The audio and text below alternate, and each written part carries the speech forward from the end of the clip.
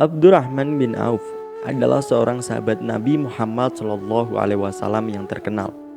Dia bukan hanya seorang pedagang sukses, tetapi juga sosok yang mempraktikkan nilai-nilai moral dalam setiap transaksi bisnisnya. Mari kita mulai dengan pendekatan bisnis yang diilhami oleh Abdurrahman bin Auf. Dalam dunia dagangnya yang sukses, ada satu prinsip utama yang mengemuka integritas dalam segala hal.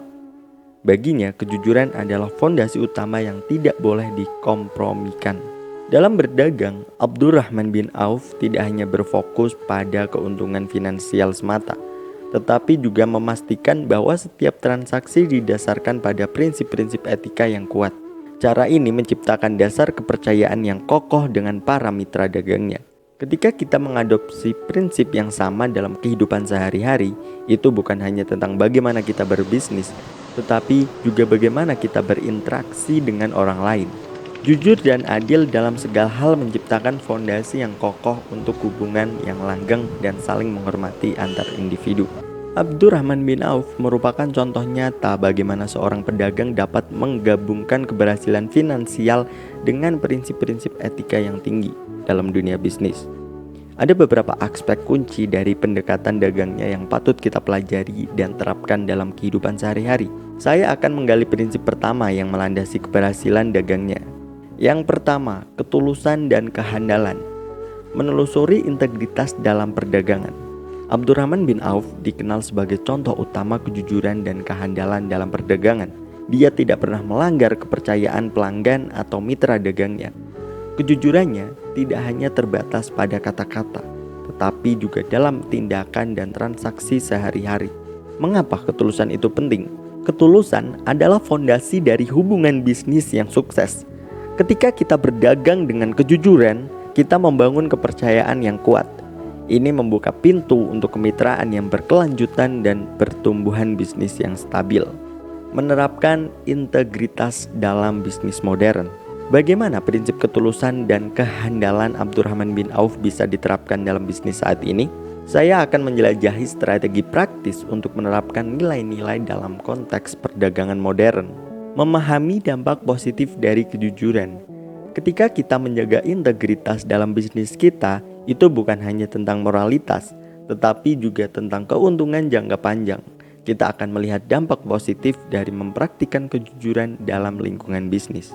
Abdurrahman bin Auf mengajarkan kepada kita bahwa kejujuran bukan hanya sebuah kata, tetapi sebuah tindakan yang kuat dalam dunia bisnis. Dengan mempraktikkan integritas yang tinggi, kita dapat membangun fondasi yang kuat untuk kesuksesan jangka panjang dalam perdagangan kita. Yang kedua, kemitraan berdasarkan kepercayaan. Abdurrahman bin Auf tidak hanya menjadi pedagang ulung, tapi juga seorang yang membangun hubungan dengan dasar kepercayaan dan kesetiaan yang kuat. Bagaimana dia melakukan itu? Dia mengutamakan kemitraan yang saling menguntungkan. Dalam setiap transaksi, dia memastikan tidak hanya dirinya yang mendapat keuntungan, tetapi juga mitra dagangnya. Menunjukkan keterlibatan bisnis komparatif dan praktik perdagangan yang adil. Prinsip ini membantu Abdurrahman bin Auf menciptakan jaringan kemitraan yang kokoh dan berkelanjutan. Segmentasi interaktif berlangsung. Apa yang menurut Anda merupakan kunci utama dalam membangun kemitraan yang berlandaskan kepercayaan? Yang pertama, keterbukaan dan kesetiaan. Yang kedua, keegoisan dan persaingan. Yang ketiga, kebohongan dan kecurangan.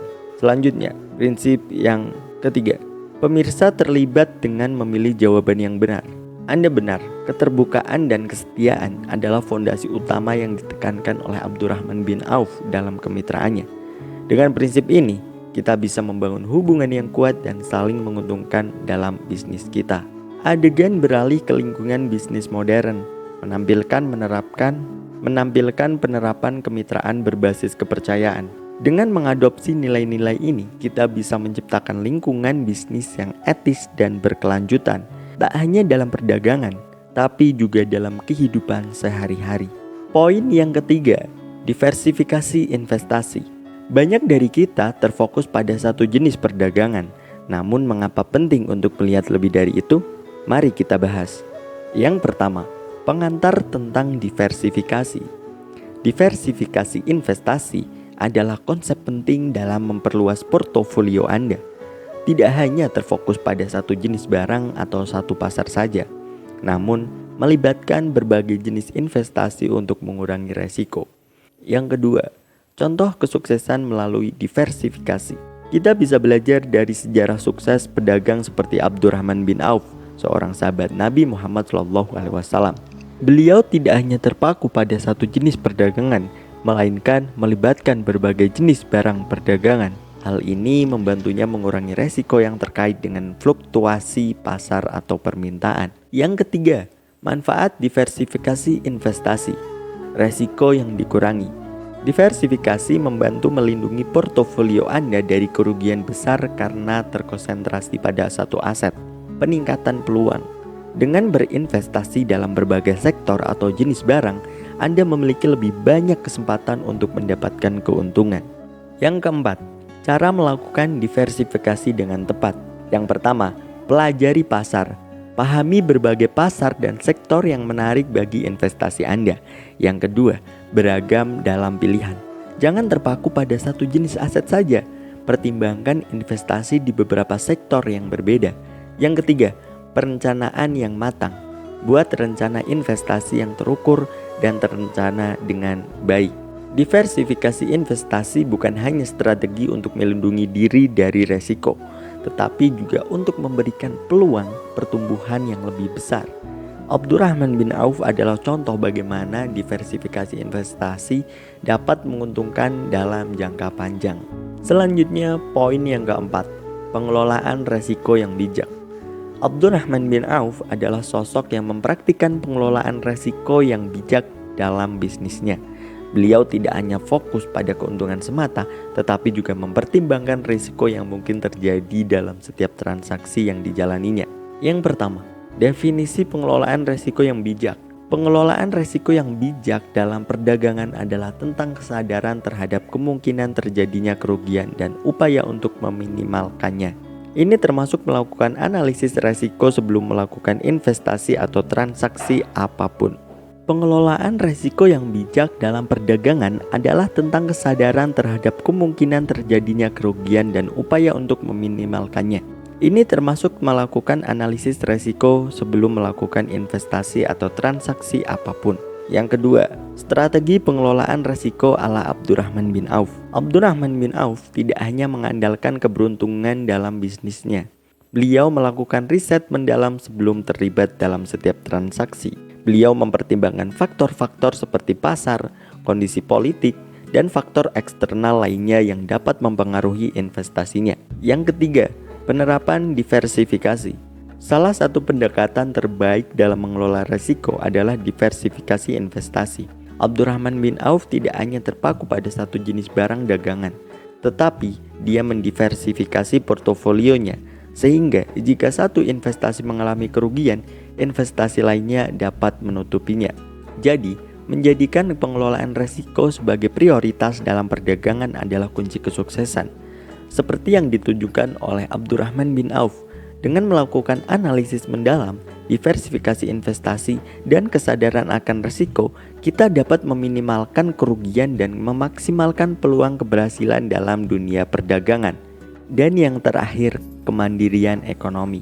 Abdurrahman bin Auf bukan hanya seorang pedagang sukses, tetapi juga mempraktikkan nilai-nilai moral dalam keberhasilannya. Salah satu aspek yang menonjol adalah kemandirian ekonominya yang luar biasa. Yang pertama, menggunakan kekayaan dengan bijak.